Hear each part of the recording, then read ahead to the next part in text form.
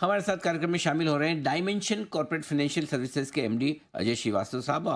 बड़े दिग्गज संस्थानों के साथ काम करने का लंबा गहरा अनुभव है। स्पेशली सिटी बैंक जैसे दिग्गज संस्थान में आपने इन्वेस्टमेंट बैंकिंग और कॉर्पोरेट सर्विसेज में काफ़ी लंबा काम किया है।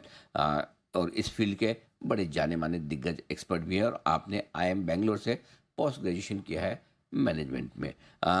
आइए करते हैं स्वागत। सर गुड मॉर्निंग, बहुत बहुत स्वागत गुड है मॉर्निंग अजय सर आपका। समय देने के लिए आपको बहुत बहुत धन्यवाद सर। सबसे पहले शुरुआत सर बजट से ही करना चाहता हूँ, उसके बाद बाजार पे भी आपसे राय लूंगा।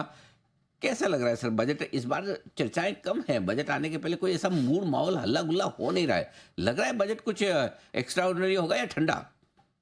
देखिए, बजट की दो बड़ी चीजें थी। जीएसटी का रेट कट हो चुका है जो बजट के बाहर था। जो टैक्स कट था लास्ट ईयर हो चुका है। सबको पता है कि कलेक्शंस का इशू है, तो इसके अंदर में कोई उम्मीद गवर्नमेंट से कि अगर टैक्स कट करने की कोई उम्मीद है वो बहुत ही मुश्किल है कि कुछ होगी। दूसरी बात अनिल जी, भैया बजट हमारा जो हिंदुस्तान का है, अगर आप उसको एनालाइज करेंगे तो उसमें डिस्क्रिशनरी अमाउंट बहुत कम है। आप इंटरेस्ट पेमेंट निकाल दीजिए, सैलरी और पेंशन गवर्नमेंट और डिफेंस की निकाल दीजिए, आप उसमें से फर्टिलाइजर सब्सिडी, फूड सब्सिडी को निकाल दीजिए, बचता क्या आपके पास जो आप कहीं एलोकेट कर सकते हो? तो जो डिस्क्रिशनरी अच्छा, जो सामान जो रोडें बन रही हैं, इंफ्रास्ट्रक्चर चल रहा है, उसकी एलोकेशन वही रहेगी। रेलवे को जो पैसा मिलता है वो भी जाएगा उसके अंदर में मिनिमम।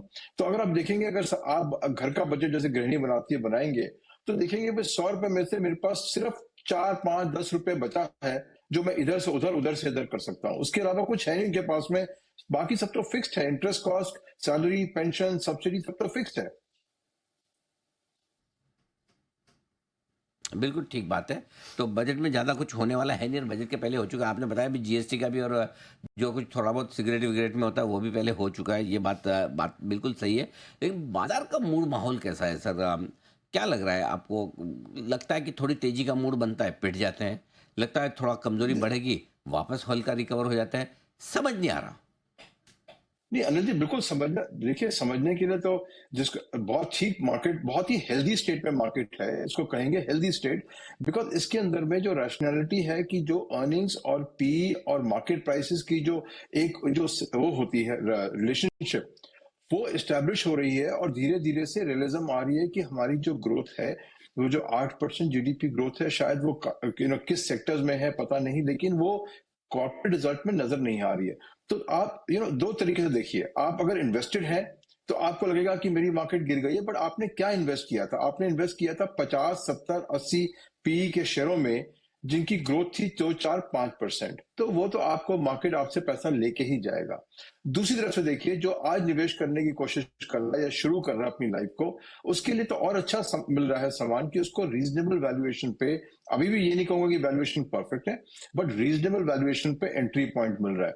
नजरिया यही है कि जितना आप मार्केट में हैं तो आपको लगेगा डिप्रेसिव, जितना आप मार्केट में नहीं थे उसको लगेगा कि ठीक है अपॉर्चुनिटी मिल रही है। और तीसरी बात मोस्ट इंपॉर्टेंट, कि आपने जो गोल्ड सिल्वर का रैली में लोगों का रिटर्न आया है, उसका आप देखते हुए आज सब पूरा रिटेल पब्लिक बैठा हुआ सोच रहा है कि हमने रीबैलेंस क्यों नहीं किया पोर्टफोलियो को, और वो पोर्टफोलियो रीबैलेंस होने के बाद में एक हेल्दी ट्रेंड आएगा।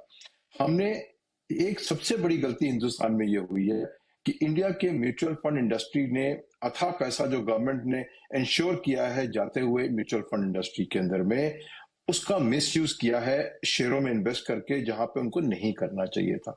उसकी प्राइस आज हम हिंदुस्तान की मार्केट पे कर रही है। होपफुली लेसन लर्न होगा उसके अंदर में। और ये बहुत इंपॉर्टेंट है कि बजट के लिए खासकर बड़ा इंपॉर्टेंट है कि आर्टिफिशियल इंटरेस्ट रेट घटाने से आप देखिए इकोनॉमिक इम्बैलेंस कितना बढ़ता है सिस्टम में, आज विजिबल है। रुपी डॉलर देख लीजिए, गोल्ड और सिल्वर की तरफ चाह देख लीजिए, और बैंक का कासा कम होते जा रहा है देख लीजिए, लेकिन गवर्नमेंट का यील्ड तो अभी भी 6.7% चल रही है। 5.5% रिपो रेट करने के बावजूद गवर्नमेंट की यील्ड 6.7 है। तो बजट से, आपने बजट की बात की थी, उम्मीद ये बहुत जबरदस्त है बजट से कि गवर्नमेंट का जो खर्चा है वो ऑप्टिमाइज हो और पब्लिक के लिए पैसा मिले, और इंटरेस्ट रेट को बढ़ाना पड़ेगा आरबीआई को। ये मतलब सबसे बड़ी बात है, इंटरेस्ट रेट बढ़ेगा, हमारी इकोनॉमी संभलेगी, रुपए भी संभलेगा, सब कुछ संभलेगा। आर्टिफिशियली रुपए को नीचे रख के ना गवर्नमेंट को फायदा हुआ, ना पब्लिक को फायदा हुआ। फायदा सिर्फ एक को हुआ, कॉर्पोरेट्स को, जो सिर्फ डिविडेंड देके निकलते जा रहे हैं। तो मार्केट का रुझान इंटरेस्ट रेट को देखते हुए, रियलिज्म को देखते हुए, एफडीआई को देखते हुए, फॉलिंग एफडीआई देखते हुए कॉशन है और है मार्केट में। तो इससे मैं समरी में कहूंगा बहुत ही हेल्दी मार्केट एनालिसिस ये, जहां पे आदमी रैशनल से काम कर रहा है, ना कि इमोशन से परचेज कर रहा है। बहुत बढ़िया, आपने बहुत ही अच्छे तरीके से समझाया भी कि किस तरह से हेल्दी मार्केट है। अब इस हेल्दी मार्केट में, और स्पेशली जब आपने कहा कि जिन लोगों ने पहले पैसे नहीं लगाए उनके लिए तो गोल्डन टाइम है अभी पैसा लगाने का। अजय सर बताएं फिर कहाँ पैसा लगाया जाए इस बाजार में, क्या पसंद है आपको? देखिए, इंडिया के दो चार, एक तो मोनोपोली सेक्टर्स के अंदर में आप देखेंगे, जैसे टेलीकॉम एक अच्छी रैली हुई, टेलीकॉम का सेक्टर काफी स्ट्रांग है, रहेगा काफी स्ट्रांग, उसमें आप आराम से निवेश कर सकते हैं। हॉस्पिटल सेक्टर में काफी करेक्शन आया, अभी भी वैल्यूएशन हाई है सेक्टर की, बट अगर और करेक्शन आती है आपको अच्छा एंट्री पॉइंट मिलती है इसके ऊपर में। कई सारी इंजीनियरिंग अपनी कंपनीज है, बेहतरीन कंपनीज है। Auto components, best industry, globally best हम लोग कंपेरेटिव हैं, वहां पे आप आराम से जा सकते हैं। और मोर इम्पोर्टेंटली, सारा पूरा कंट्री फोकस्ड है स्टॉक मार्केट में, तो स्टॉक मार्केट के शेयर तो आपने देखे हैं क्या बढ़िया से चले हैं। एनएससी अब शायद लिस्ट होगा, बीएससी ने क्या बढ़िया दिया है, एमसीएक्स अच्छा चल रहा है। तो मैं ये कोई स्पेसिफिक नहीं बोलूंगा, पर ये जरूर बोलूंगा कि इंडिया का रेगुलेटरी इन्वायरमेंट कहता है कि सब कुछ ट्रांजैक्शन 3 स्टॉक एक्सचेंज के थ्रू प्राइमरली होंगी। तो अगर इंडिया की जो भी बढ़ेगा, तो निवेश बढ़ेगा या ट्रेडिंग बढ़ेगी, इन तीनों को बेस्ट मिलेगा। तो मोनोपोली इंडस्ट्रीज में जाइए, माइनिंग इंडस्ट्री में जाइए, टेलीकॉम में जाइए, हेल्थ केयर हॉस्पिटल में जाइए, ये सब चीजें आप, इंजीनियरिंग कंपनी एक्सपोर्ट वाली में जाइए, ऑटो कंपोनेंट में जाइए, काफी सेक्टर्स हैं जहां पे आप रीजनेबल रिटर्न कमा सकते हैं।